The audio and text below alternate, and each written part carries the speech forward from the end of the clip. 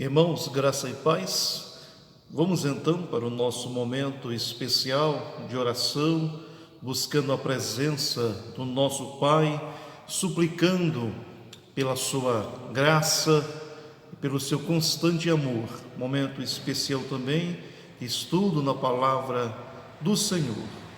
Então vamos começar esse momento orando ao Senhor. Nosso Deus, Pai eterno, Deus maravilhoso, buscamos a Tua face maravilhosa, santa.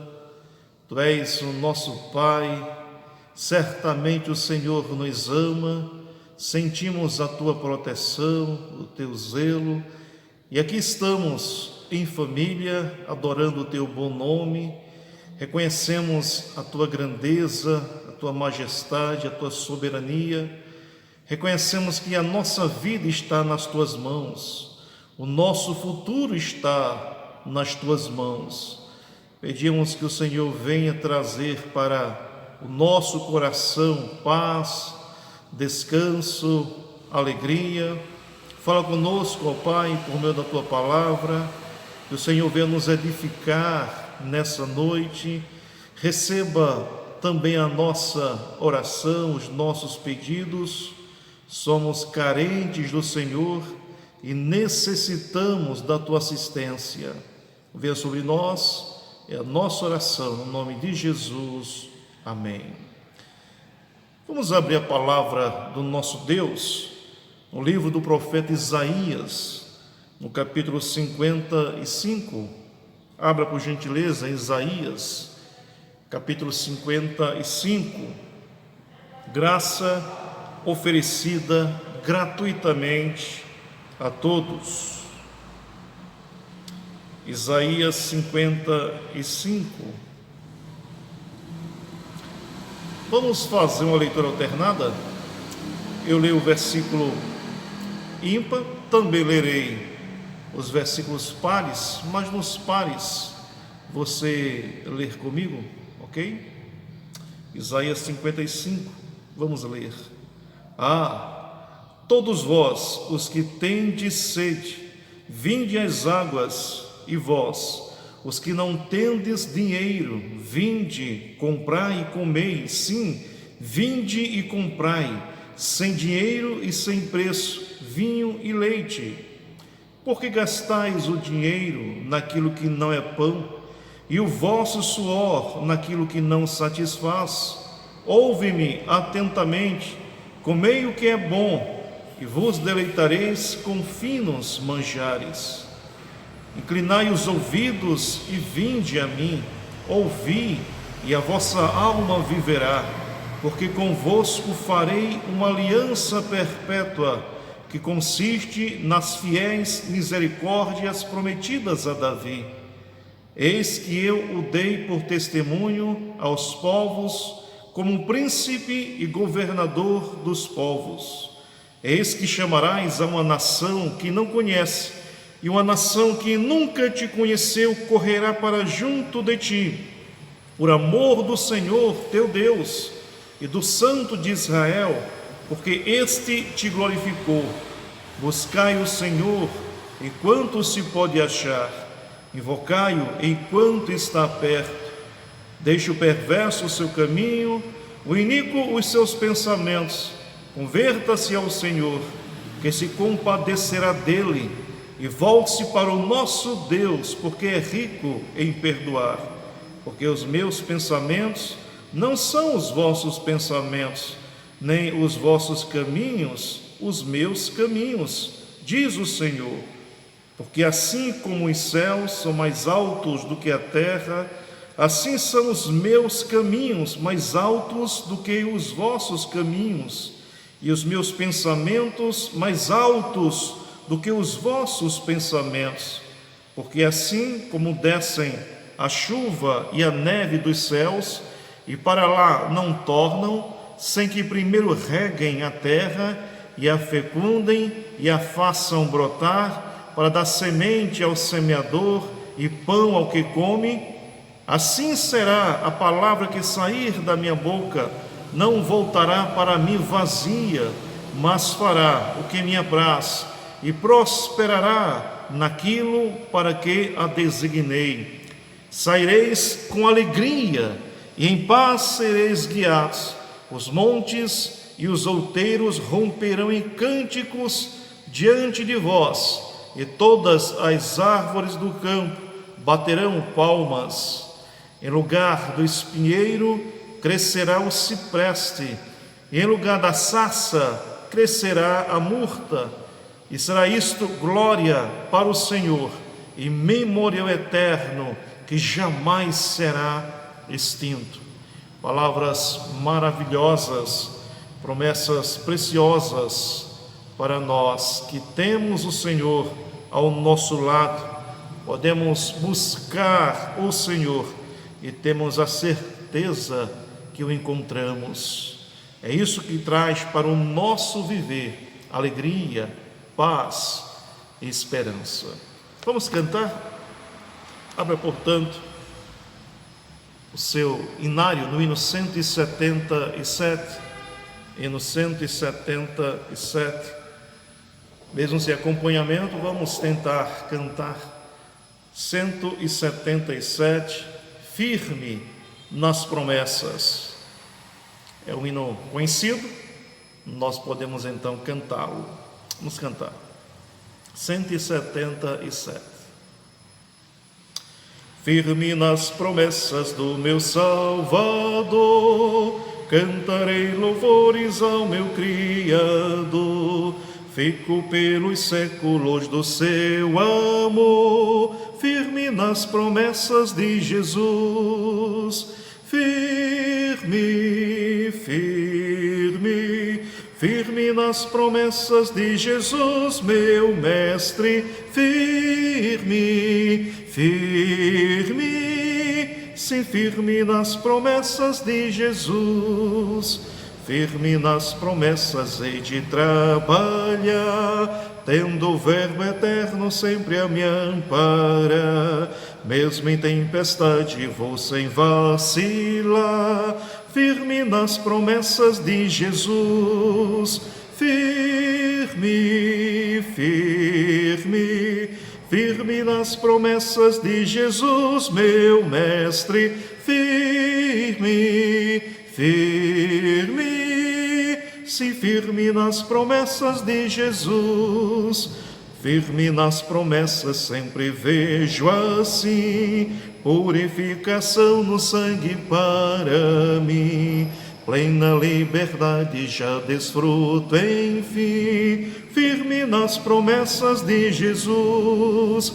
Firme, firme, firme nas promessas de Jesus, meu Mestre. Firme, firme, sim, firme nas promessas de Jesus. Firme nas promessas do Senhor Jesus, em amor ligado sempre à sua cruz. Cada dia mais me alegra em sua luz, firme nas promessas de Jesus. Firme, firme, firme nas promessas de Jesus, meu Mestre. Firme, firme, sim, firme nas promessas de Jesus. Amém. Sempre firmes na promessa de Jesus. Vamos então para o nosso estudo, o Catecismo Maior, pergunta 152. Essa pergunta ainda aborda a questão do pecado. A pergunta se expressa: o que cada pecado merece da parte de Deus? O que cada pecado merece da parte de Deus? Ouçam a resposta: todo pecado, até o menor, sendo contra a soberania, bondade e santidade de Deus e contra a sua justa lei, merece a sua ira e maldição nesta vida e na vindoura, e não pode ser expiado senão pelo sangue de Cristo. Então, nós temos aqui algumas coisas importantes. Vimos na pergunta anterior que existem pecados mais odiosos, mais ofensivos a Deus, pecados que merecem um maior castigo, uma maior penalidade. Agora, nós encontramos aqui nessa resposta que todo pecado é ofensivo. Todo pecado é uma transgressão à lei de Deus, até aqueles pecados menores. Esses pecados, eles ofendem o caráter do Senhor. Então, é interessante perceber que todo pecado, por menor que seja, aos olhos de Deus, é uma ofensa. E Deus, ele vai castigar. Deus, ele vai punir o ofensor. Agora, vai punir de maneira diferenciada, como nós já vimos na pergunta anterior. Mas é importante, meus irmãos, que nós saibamos que os nossos pecados, eles ofendem ao Senhor. Deus, ele é santo, santo, santo. E tudo que Deus faz, ele faz de maneira perfeita. Ele nos fez lá no Éden, ele nos fez de maneira absolutamente perfeita. Nós somos criados em perfeição. Porém, o pecado entrou no nosso coração e maculou completamente a nossa vida, as nossas ações, o nosso pensamento. Então, nós ofendemos ao Senhor, erramos o alvo. É a ideia básica de pecado, é o conceito de pecado, é errar o alvo. Nós fomos criados para um alvo, e o alvo é a obediência. Nós sabemos disso.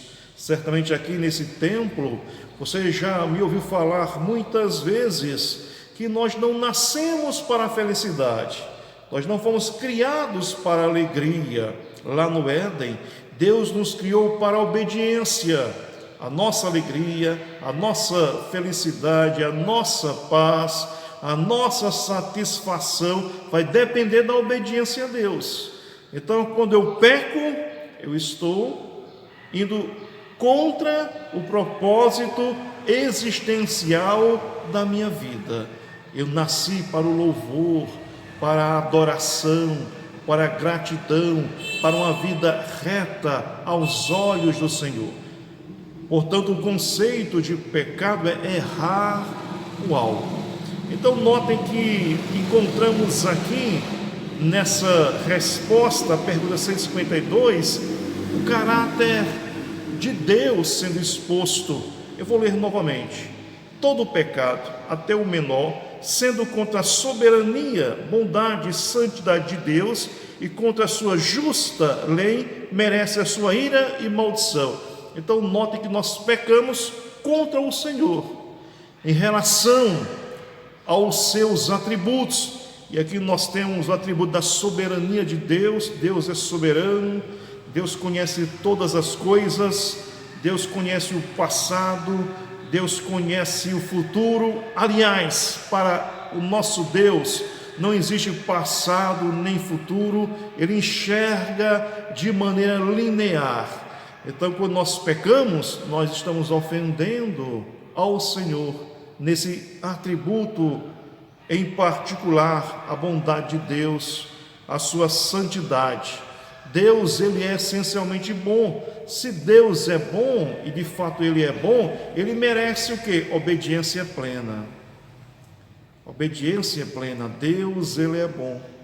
Então nós deveríamos agradar a ele desde o início da nossa criação lá no Éden.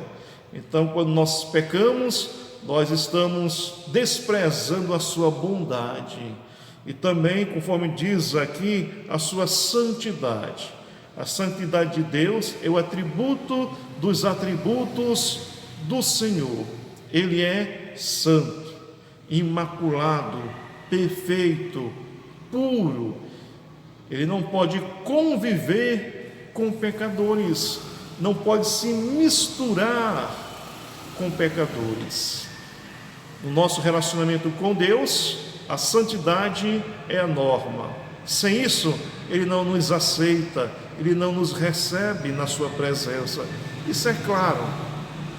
Vamos para um exemplo fácil, banal, simples. Se de repente você tem uma água mineral em um copo, água cristalina, pura, perfeita, ótima, água mineral. E de repente você tem uma água suja, de esgoto, imunda, fedendo. Se você mistura apenas um pouquinho nesse copo com água mineral, você vai tomar água mineral contaminada? Certamente não, porque o seu corpo vai rejeitar aquela impureza. Você vai perceber que isso não vai trazer para você contribuição, pelo contrário, você pode adoecer e ser contaminado pelaquela água que passou a ser suja.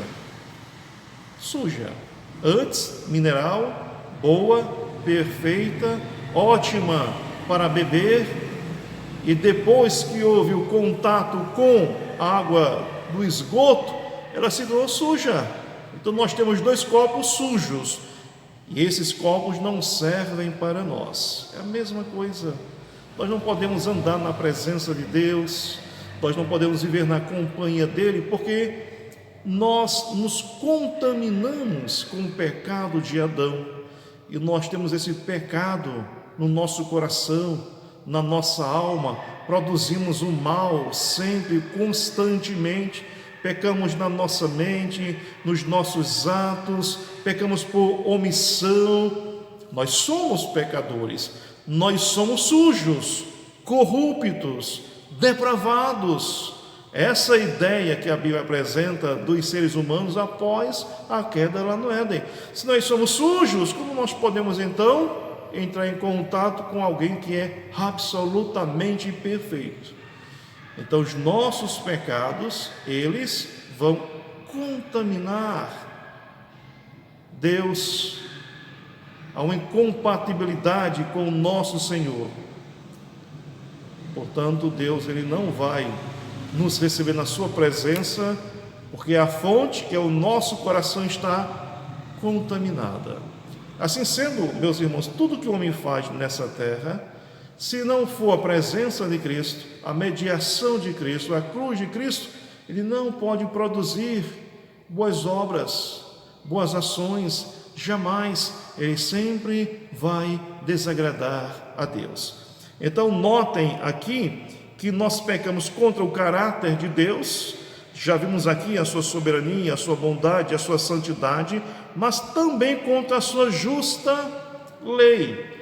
Quando Deus nos fez, Ele apresentou a sua lei, porque não existe relacionamento com Deus se não for pautado por meio de uma lei. A lei vai dizer exatamente quem somos, criaturas. A lei vai apresentar nossa postura diante de Deus.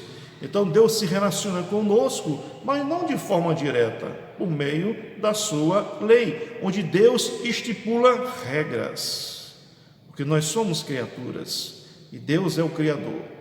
Não existe lei, não existe regra na relação entre Jesus e Deus, Jesus o Espírito Santo e Jesus, o Espírito Santo e Deus, porque eles são iguais em majestade, em glória, em natureza, em poder.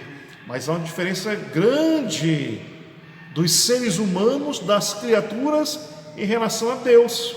Então, nosso contato com Ele é mediante a lei.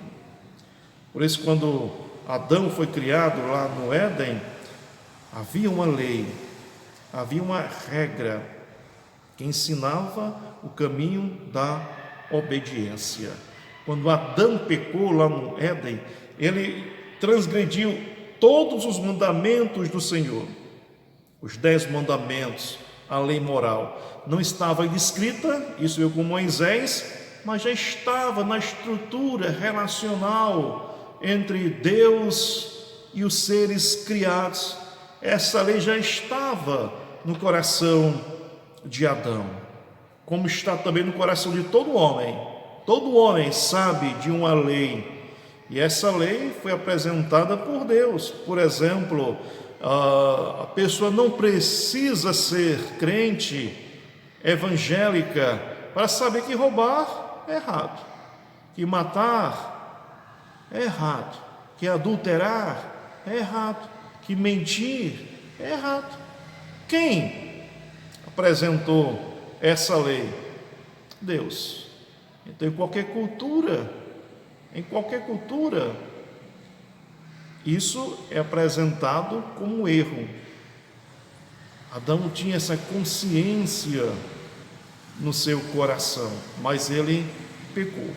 Então, nós pecamos contra a lei de Deus, que para nós se revela de maneira clara na estrutura dos 10 mandamentos. Todo pecado que alguém comete nessa terra vai violar um dos mandamentos do Senhor, ou mais de um. Sempre é assim, qualquer pecado é uma violação de um dos mandamentos do Senhor, que são válidos para os nossos dias, os 10 mandamentos do Senhor, que nós já estudamos aqui no culto de doutrina há um tempo atrás. Aí continua então a pergunta 152, veja a resposta ainda. Todo pecado, até o menor, sendo contra a soberania, bondade e santidade de Deus e contra a sua justa lei, merece a sua ira e maldição. Merece a ira e maldição. Essa palavra ira, quando relacionada a Deus, ela deve ser imaginada como sendo uma ira justa, pelo fato de Deus ser perfeito e nós pecadores, pelo fato de violarmos as leis do Senhor, de desobedecermos aos mandamentos do Senhor. Então é uma ira justa, Quando nós ficamos irados, muitas vezes, nós ficamos irados por causa do nosso orgulho, da nossa prepotência, da nossa soberba. Nós somos pecadores e ficamos irados com os pecados dos outros. Isso é absolutamente imperfeito, injusto, porque nós somos pecadores.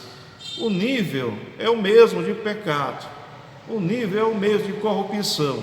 Agora, Deus não, Deus ele não peca, por isso que a sua ira sempre é justa, e a ira de Deus se revela contra os pecadores, não apenas a ira, mas a maldição. Essa palavra forte, maldição, e essa maldição é bom que os irmãos entendam que ela se aplica aos ímpios, ela se aplica àqueles que não têm Jesus, aqueles que nessa vida desprezaram o Filho. Essa é a maldição da lei. Nós não temos maldição, não existe maldição para o povo de Deus, muitíssimo pelo contrário, existe bênção, existe castigo, de fato, quando nós pecamos, Deus nos castiga, Deus nos corrige, mas essa palavra maldição, ela não cabe no dicionário evangélico, ela não vem para nós. Deus não amaldiçoa quem Ele ama, quem Ele se apega, mas o ímpio, sim, é amaldiçoado, porque ele pecou contra o caráter de Deus, já vimos isso, e pecou contra a lei de Deus, conforme eu já falei no estudo anterior. Quando alguém ele vai para o inferno, quando ele for, melhor dizendo, para o inferno, ele vai perceber a lei de Deus, os 10 mandamentos, ele vai perceber que de fato ele transgrediu a lei, ele merece condenação, ele merece o inferno. É a maldição das maldições, o inferno. É isso que diz aqui. Então é amaldiçoado nesta vida e na vindoura. Já recebe a maldição nessa vida. Por quê? Porque vive sem Deus. E viver sem Deus é desespero. Viver sem Deus é viver sem esperança, sem alegria, sem paz. Viver sem Deus é viver errante, já é por si só uma grande maldição, porque o homem ele não sabe viver sem Deus, ele não pode viver sem Deus. Sem Deus ele não encontra finalidade para a sua existência, não encontra uma razão para viver. De fato é uma maldição, mas essa maldição não é apenas nessa terra, mas depois, conforme diz aqui na vida vindoura após esse mundo, o inferno. O inferno é um lugar real. Não existe meio termo, não existe aquela ideia intermediária, não existe a possibilidade, como se diz por aí, esqueci agora uma palavra que os católicos usam, o purgatório. Não existe isso. Isso é mentira da religião, é um engodo da religião, é uma fábula, é uma ficção. A Bíblia diz que depois da morte segue-se o juízo, céu ou inferno. Aquele que é amaldiçoado por Deus nessa vida, ele vai para o inferno e lá vai sofrer eternamente. E segue, portanto, aqui, e não pode ser expiado senão pelo sangue de Cristo, ou seja, o pecado ele não pode ser expiado a não ser pelo sangue de Cristo. Expiar é tirar a culpa, essa é a ideia. Então, quando nós pecamos, nós somos culpados, porque nós transgredimos a lei e ao mesmo tempo nós ofendemos o caráter santo de Deus. Mas o sangue de Jesus, ele tira essa culpa do nosso coração. É a ideia de expiação, é Deus tirando a culpa do pecado original. Então, aquele que tem Jesus, nós que temos Jesus, não existe mais culpa diante do reto juiz. Diante de Deus nós somos absolvidos. É essa a ideia, somos declarados justos. Por quê? Porque a culpa recaiu sobre Cristo na cruz do Calvário. Na cruz do Calvário, a minha culpa Ele levou sobre si. Por isso que o Senhor Jesus Cristo foi morto na cruz. Nesse momento nós podemos perceber a presença de Deus na nossa vida, olhando para nós, recebendo a nossa oração, ouvindo os nossos louvores. Por quê? Porque não existe culpa. Cristo levou a culpa em meu e em seu lugar. Essa é a ideia de expiação. Então o texto é bastante claro aqui. Somente o sangue de Cristo pode remover essa culpa. Os homens maus, ímpios, eles vão para o inferno porque eles continuam culpados. Eles são culpados.